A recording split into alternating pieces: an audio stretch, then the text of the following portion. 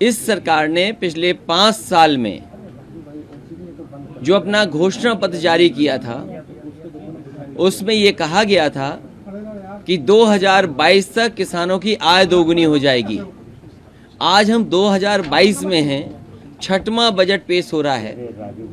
क्या सरकार बताएगी कि हमारे किसानों का, उनकी फसल का जो इन्होंने वादा किया था कि आय दोगुनी हो जाएगी, उसका जवाब क्या है सरकार के पास? जिस तरीके से महंगाई बढ़ी है और लगातार महंगाई बढ़ रही है, जो कीमत दालों की है, तेल जो खरीदा जाता है उसकी कीमत, डीजल पेट्रोल की कीमत, सीमेंट की, स्टील की, और लगातार आप देखेंगे महंगाई बढ़ी है। इनके लगातार बजट आने से गाँव में उदासी है। हमारा नौजवान जो उम्मीद लगा करके बैठा था नौकरी और रोजगार मिलेगा, आंकड़ों में तो दिखाई दे रहा है कि नौकरी और रोजगार हैं। अगर सरकार के आंकड़े देखें तो आंकड़ों में तो दिखता है, लेकिन ज़मीन पर गांव में अभी भी बड़े पैमाने पर नौजवानों के हाथ में काम नहीं है, रोजगार नहीं है, नौकरी नहीं है। और फिर जिस तरीके से उत्तर प्रदेश को इंफ्रास्ट्रक्चर में या गरीब की मदद के लिए योजनाएं चलानी चाहिए थी, वो सरकार नहीं चला पा रही है। जो गरीब हैं, जिन्हें वादा किया था कि गेहूं भी मिलेगा, चावल भी मिलेगी, वहीं तेल भी खाने को अच्छा मिलेगा, चना भी मिलेगा, और अगर हम आंकड़े देखें, सरकार करोड़ों बता रही है कि इतने करोड़ लोगों को, गरीबों को पहुंचाया है इन्होंने अनाज। क्या ये सरकार लगातार चलाएगी कि नहीं चलाएगी? और शायद गरीब बच्चों की इतनी दुर्दशा पढ़ाई की कभी नहीं हुई होगी जितनी 5 साल में हुई है, और इस बजट में भी नहीं लगता है कि बच्चों की पढ़ाई बेहतर हो पाएगी। प्राइमरी एजुकेशन को बर्बाद कर दिया इन्होंने। आज जो बच्चे पढ़ने आ रहे हैं वो ज़्यादातर बच्चे पिछड़े वर्ग के हैं, दलित समाज के हैं, सबसे समाज के गरीब बच्चे हैं। उनके पास ड्रेस अभी तक नहीं पहुंच पाई, न बन पाई है। जो खाने की चीज़ें मिलनी चाहिए थी मिड डे मील में, वो नहीं उपलब्ध हो पा रही हैं। सरकार फल उपलब्ध नहीं करा पा रही है। समाजवादी सरकार में हफ्ते में 1 दिन दूध मिलता था, वो उपलब्ध नहीं करा पा रही। जो बर्तन देने शुरू हो गए थे वो बर्तन नहीं उपलब्ध करा पा रही है। और इसके साथ साथ पढ़ाई के लिए जो किताबें उपलब्ध होनी थी वो किताबें भी सरकार नहीं उपलब्ध करा पा रही है। जिस सरकार ने कोर्स बदलने के बाद, एनसीईआरटी की किताब लागू करने के बाद बच्चों तक किताबें नहीं पहुंचा पाए हैं। सर, संकल्प पत्र में बहुत से प्रॉमिस किए थे, लेकिन बजट में उनके लिए कोई बहुत प्रावधान नहीं। ये जो बजट है, दिल्ली से जो मदद मिलती है उसका भी एडिशन बजट है। ये जो 6 लाख करोड़ के लिए ताली बज रही हैं वो दिल्ली के बजट को जोड़ करके बजट है। और फिर कल भी मैंने कहा था कि दिल्ली की सरकार की मदद क्या है? अगर मुंबई से लेकर के दिल्ली तक एक्सप्रेसवे बन रहा है तो यूपी को क्यों छोड़ा जा रहा है, यूपी को क्यों नहीं जोड़ा जा रहा है? और अभी भी जो पुरानी सरकार के काम थे वही दिखाई दे रहे हैं। सैनिक स्कूल कोई नया नहीं बना। अगर कोई सैनिक स्कूल के लिए बजट दिया गया हो तो बताओ, वही पुरानी सरकार के जो सैनिक स्कूल हैं वही हैं। मेडिकल की जो व्यवस्थाएं थी गरीबों के लिए, ये दावा करती है सरकार कि मेडिकल कॉलेज लखनऊ में इतने ओपीडी हैं, इतनी संख्या में पीजीआई में लोग आते हैं, इतनी संख्या में लोग आपके लोहिया इंस्टीट्यूट में इलाज कराने आते हैं। लोग लाखों की संख्या में लखनऊ इसलिए आ रहे हैं क्योंकि जिले स्तर पे जो आपके अस्पताल होने चाहिए वो बर्बाद हो गए। धीरे धीरे कहा गया था संकल्प पत्र में कि गन्ना किसानों का भुगतान पूरा कर दिया जाएगा और महिलाओं को कर दिया जाएगा। किसान के गन्ने का भुगतान का तो सरकार बताती है, लेकिन सरकार कभी ये नहीं बताती कि बकाया कितना है।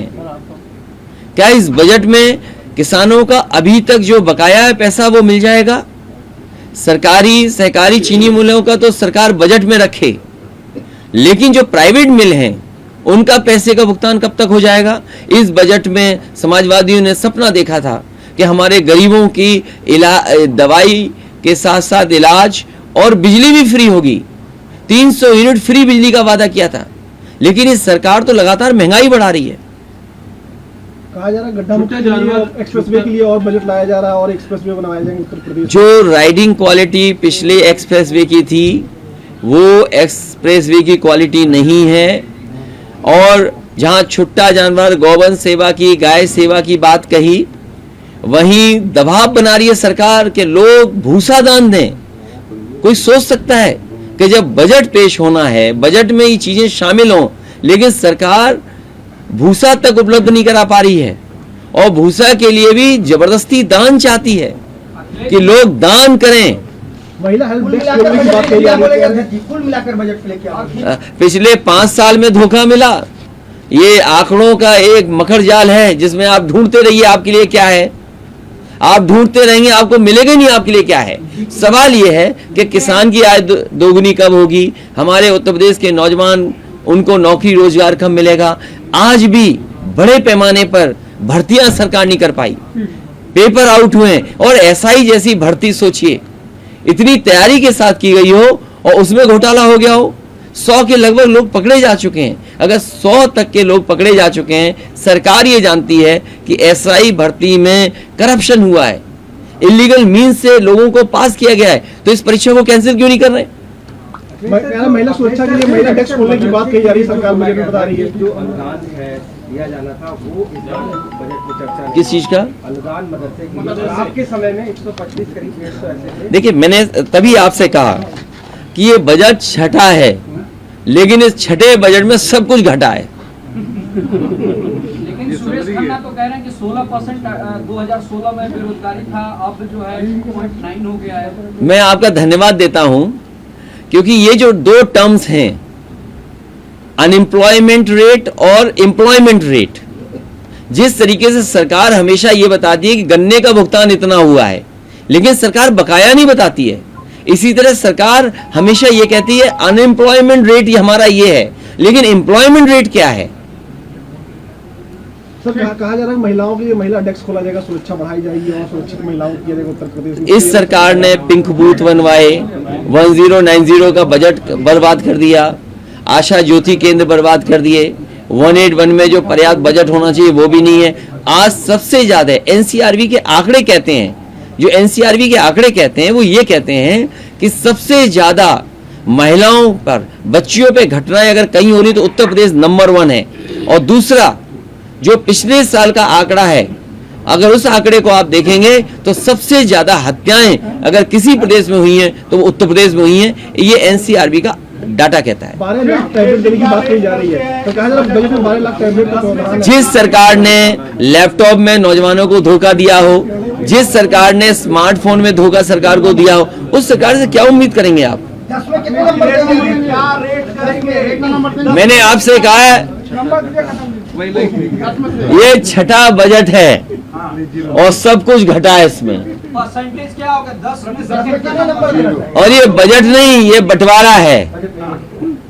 नेता विपक्ष कितना नंबर देंगे? नेता विपक्ष इस सरकार को इसलिए नंबर नहीं देंगे जिन्होंने पिछले 5 साल का अपना संकल्प पत्र पूरा ना किया हो, उनसे क्या उम्मीद कर सकते हो इस छठे बजट में? सबसे बड़ा बजट है अब तक का। हर साल इस तरह बजट बढ़कर के आएगा। जो अगली बार बजट आएगा वो इससे बड़ा बजट आएगा, वो उस समय का सबसे बड़ा बजट होगा। इस सरकार के बजट है क्या? इस सरकार के बजट नहीं, रेटिंग हम इसलिए नहीं करेंगे कि सरकार का, देखिए कहने का तरीका क्या है, मैं अपने पत्रकार साथियों से भी कहूंगा, क्योंकि सरकार के लोगों से आपको मिलने का मौका मिलेगा। ये बजट में कहते हैं हमने किसानों को गन्ने का भुगतान इतना किया है, लेकिन ये सरकार बकाया क्यों नहीं बताती है? सरकार ये कहती है अनएम्प्लॉयमेंट रेट ये है, तो सरकार एम्प्लॉयमेंट रेट क्यों नहीं बताती है?